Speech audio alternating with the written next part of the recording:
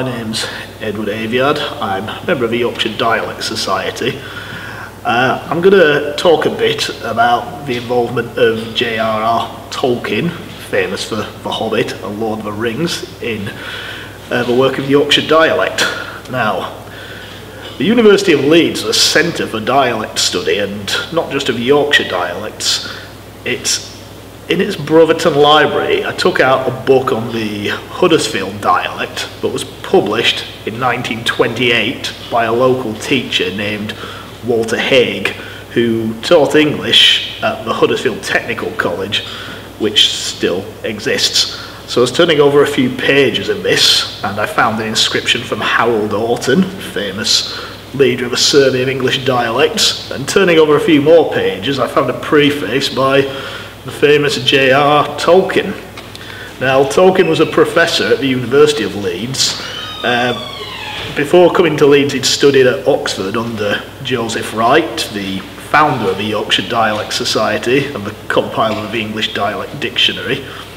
Though Tolkien must surely have been aware of Joseph Wright's work, so when he was writing this preface to Haig's book in 1928, he must have been aware of this great volume of dialectology. I'm going to talk about some points in Tolkien's essay that stand out that are relevant to dialect writers today. So he talked about the geographical isolation of the Huddersfield area, which might sound strange now, but he was writing before any of the motorways were built. Its situation in the Pennines made it an isolated place until fairly recently. This kept the Huddersfield area insulated from many of the changes in the English language that had swept the country. Huddersfield also lies close to a point where Yorkshire, Derbyshire, Cheshire and Lancashire all intersect. And there are some of its features which occur in those neighbouring counties, but not in much of the rest of Yorkshire.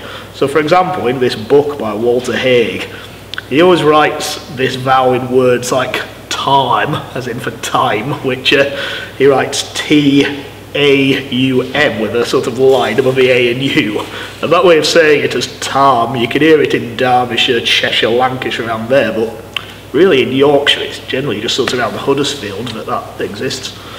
So Walter Haig had his own way of writing dialect words, as many have had before him. For example, William Stock Banks had his own way of writing the Wakefield dialect in 1865. More than 100 years later, Arnold Kellett had his own orthography, and some members of the Yorkshire Dialect Society today are promoting their own ways of writing dialect words, such as our member Ian Stevenson's standard Yorkshire spelling. So going back to Tolkien, so he talks about how linguistic change is inevitable, and he has a good choice of words here. He talks about the modern word of bicycle, which now seems just a standard everyday word for us, but you know, the bicycle had only been invented in the 19th century, so it was a relatively recent word, and you have to think, well, if we've accepted bicycle as a new word, why not accept all the other words that have come since? And Tolkien talks about how understanding how new words come in from standard English often explains how changes in dialect occurred in the past. Tolkien also applauded Walter Haig for his approach of including all the words that are in use in the Huddersfield area, even if he'd not found an etymology going back to Old English or Old Norse for all of them, because he was aware that a lot of linguists in the past had excluded words because they'd mistakenly thought that they were just recent inventions. And now this point of view reminds me of this argument we're still having today about slang and whether slang is different from dialect or not. So it seems that we're still having this argument in the days of Tolkien, even though the words are different. So Tolkien says that he uses a contrast between two words, saying that one has more affection than the other. So he says he uses the word demic, which means a disease of farm animals and potatoes, and then the word kincost for the whooping cough, and says about how etymologists like the word kincost but not demic. I was thinking, well, two words we don't hear much anymore, but it was interesting that linguists had this feeling of, for one word but not the other, more affection for what they saw as an older word. And I was thinking, we still have these arguments now. I mean, say for example about the glottal stop, where if people hear forgetting, you know, like getting or getting, and they argue, is that really dialect or is that modern slang? And interesting how these arguments carry on.